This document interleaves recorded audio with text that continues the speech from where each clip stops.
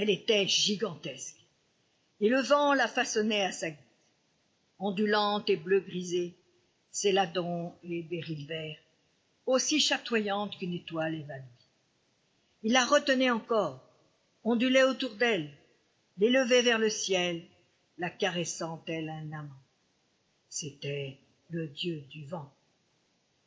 Son cœur, liquide et froid, ne gardait qu'une souvenance, celle de l'homme qu'elle n'avait jamais pu avoir, qui n'avait jamais pu l'aimer, de l'homme qui criait son nom chaque soir sur la plage depuis qu'il l'avait perdu, de l'homme qu'elle façonnait dans sa mémoire d'avant, avant qu'elle ne devienne vague, avant qu'elle ne devienne ce liquide irisé, avant que ce manteau de gouttelettes ne l'habille d'une vêture qui dissimulait sa nature aux humains.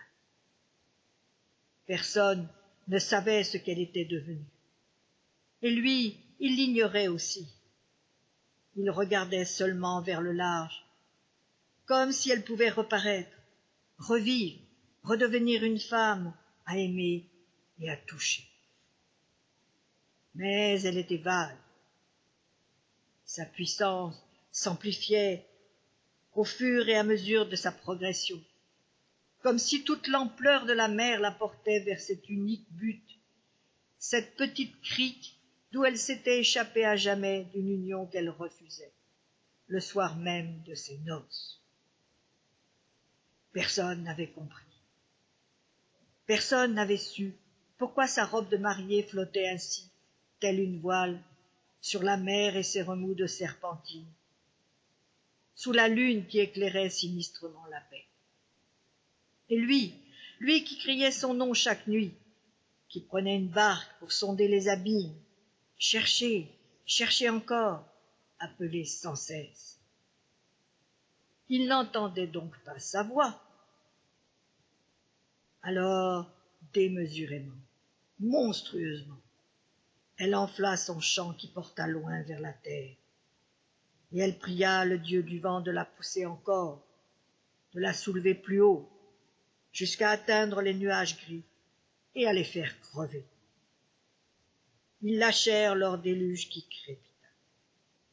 Et elle avança, plus vite, encore plus vite, ourlant son écume de blanc comme une dentelle, la dentelle de cette robe de mariée qu'elle avait déchirée pour ne pas appartenir à celui que sa famille avait choisi. Ce n'était pas lui qu'elle voulait, pas ses bras, ni sa chair, ni ses caresses, mais les baisers de l'homme qu'on avait rejeté, qu'on avait éloigné et qu'elle n'avait pu rejoindre à temps. Elle mugit dans la nuit pour l'appeler. Il l'entendrait, il saurait. Elle venait vers lui, vers cette petite masure toute seule au bord de la plage, derrière les rochers. Même eux ne lui barreraient pas le chemin. Souffle encore, vent, souffle plus fort. Les humains se terraient dans leurs manses de chaume. Ils ne voyaient pas que sur la mer, il n'y avait qu'une seule vague, une seule, qui ondulait, se formait comme une silhouette de femme, gigantesque et menue à la fois, puissante, car elle était gorgée d'amour. C'était une arme dangereuse, c'était une lame dangereuse, bienveillante, mais dangereuse. La mer se creusa, la plage se cribla d'impact, et du sable jaillit tout un peuple qui détala à l'approche de l'innommable. On ne savait pas ce que c'était, mais cela grondait de partout. Mugissements, chants, plaintes, la nuit hurla. Dans son lit, où il cherchait en vain le sommeil, l'homme l'entendit. C'était comme une voix qui lui parlait. Il ne comprenait pas les mots, ce n'étaient pas des mots d'humain, mais il parlait à son cœur. L'eau s'abattit sur le toit, le creva, et les bras de la vague soulevèrent l'homme et sa couche, et les emportèrent dans les ondulations du vent. On entendit un rire étrange, des sanglots de cristal. C'est le jour de nos noces, je suis la mémoire de nos promesses, la mémoire de nos rêves, chanta la vague.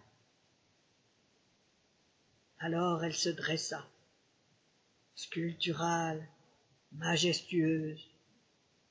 Elle lança ses bras liquides et frappa si fort sur le rocher qu'il s'ouvrit, éparpillant ses rocs alentour, comme des jouets brisés, comme des anneaux, comme des diamants noirs.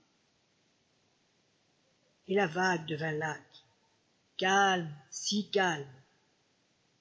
Elle avait enfin son amour avec elle pour l'éternité. « C'est une légende, grand-mère ?» demanda l'enfant. « On le dit, » répondit la vieille femme avec un regard rêveur. « Mais si tu écoutes avec ton cœur, et si tu regardes tout au fond du lac, tu y verras un couple d'amants, et tu entendras leur murmure. La vague s'est échouée là un soir de tempête, et elle a emporté avec elle un homme qui dort à jamais dans son lit. C'était mon frère. »